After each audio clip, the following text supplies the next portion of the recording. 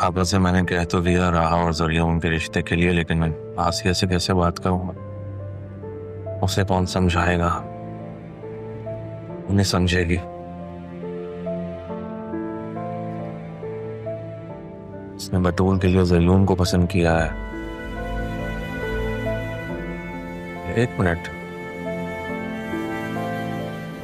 अगर मैं बतूल से बात करूं और उसे कोई एतराज ना हुआ तो फिर आसिया कुछ नहीं कर सकेगी। बतूल से बात करता हूँ आसिया से बात करने से पहले।